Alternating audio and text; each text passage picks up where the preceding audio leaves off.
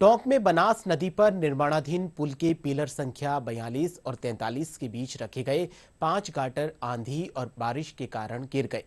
इस घटना की जानकारी मिलते ही पीडब्ल्यूडी विभाग के अतिरिक्त मुख्य अभियंता आरसी मीणा सहित अन्य अधिकारी मौके पर पहुंचे और गिरे हुए हिस्से का निरीक्षण किया।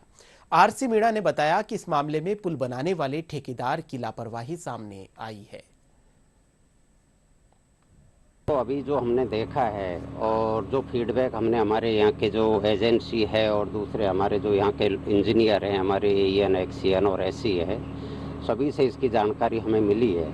तो इसमें जो बात आई है कि सब आंधी की वजह से, तो वो इतने बड़े गार्डर आंधी की वजह से तो फेल नहीं हो सकते, ये बात सही है। लेकिन इसमें थोड़ा सा जो हमारी जो लेबर यहाँ काम कर रही है, जो एजेंसी की जो लेबर है, जो हाइड्रा मशीन बड़ी है मशीन को ये जो काम में ले रहे हैं, उस मशीन का ऑपरेशन ठीक ढंग से न होने से एक गार्डर पर उसकी टक्कर लगने से, हाइड्रा मशीन का बूम एक गार्डर से टक्कर होने से वो गार्डर डिस्टर्ब हुआ। क्योंकि गार्डर की हाइट 2.7 मीटर है और गार्डर्स के बीच की जो स्पेसिंग हमारी वो 2.4 मीटर है। तो एक गार्डर जैसे ही वो हमारा गार्डर टिल्ट हुआ, वो दूसरी गार्डर से टिका, दूसरी गार्डर से तीसरी, तीसरी से चौथी।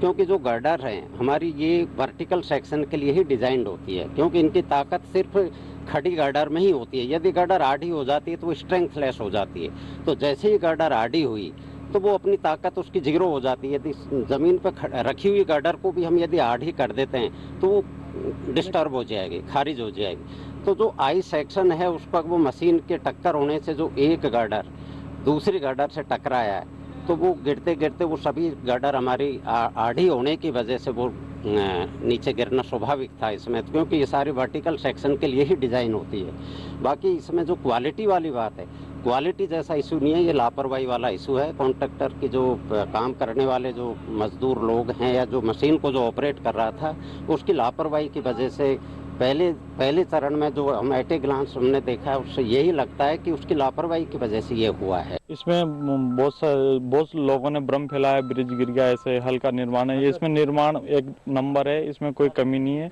कोई भ्रम नहीं फैलाया। इसमें 5 गटर गिरे हैं, इतनी कोई बड़ी हानि नहीं हुई है और इसको हम जल्दी पूरा करेंगे। टोंक बनास नदी पर बन रहे हाई लेवल ब्रिज के 5 गटर शुक्रवार की शाम आंधी और बरसात के दौरान नीचे गिर गए।